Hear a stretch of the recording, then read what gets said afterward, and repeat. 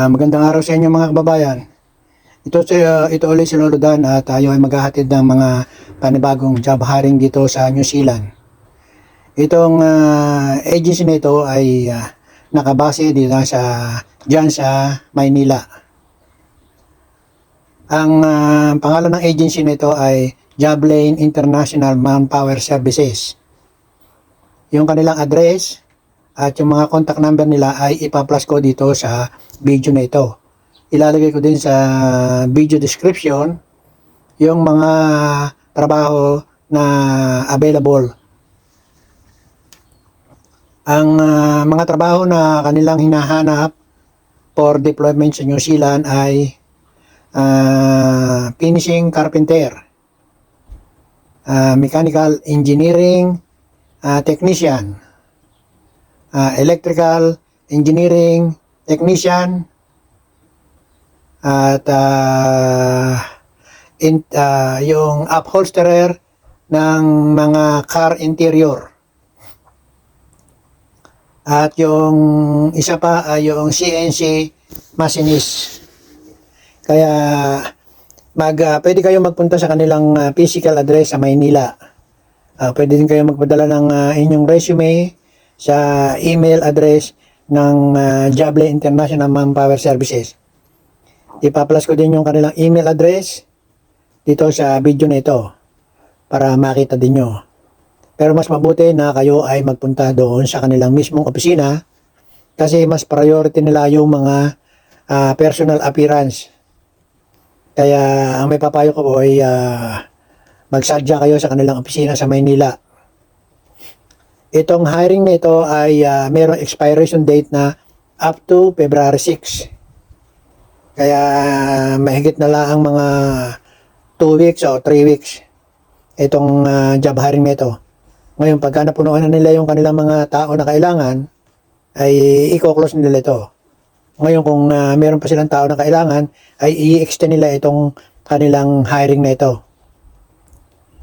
Ito ay no processing fee at no placement fee. Yan ang kalakaran sa New Zealand na wala kayong babayaran na anuman bukod sa inyong medical at saka yung mga gagastusin nyo sa pag-process ng inyong mga document na kailangan at saka yung mga pagluwas-luwas dyan sa Maynila. Ang employer nito ay isang labor hire company dito sa New Zealand.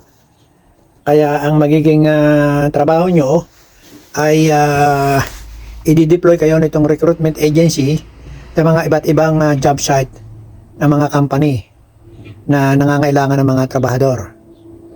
Hindi kayo mismo doon sa employer ng company kayo ang tawag dito, tatrabaho. Kaya itong magiging employer nyo dito ay itong labor hire recruitment agency dito sa New Zealand. Kaya inyong pag-aralan mabuti yung inyong kontrata para alam nyo yung mga dapat nyong malaman. Kasi nakalagay naman doon sa contract nyo kung ilang oras ang inyong minimum na ipagtatrabaho at up to doon sa maximum working hours nyo. At pati na rin yung inyong hourly rate kailangan nakalagay doon sa inyong kontrata dahil yun ay kailangan. Hindi kayo makakalabas ng bansa kung ang inyong kontrata ay walang nakasaad yung mga number of hours na inyong ipagtatrabaho, yung inyong oras yung hourly rate. Kasi ang bayadan dito sa New Zealand ay per ora. Ipagpalagay na natin ang inyong nasa contract ay 29.66. Yun ang tawag dito median range ng median rate yan ng immigration, 29.66. Pero next month yata ay tataasan na naman. Pero kung ang nakalagay sa inyong kontrata ay 29.66, yun din ang inyong magiging sahod up to the length of period ng inyong kontrata.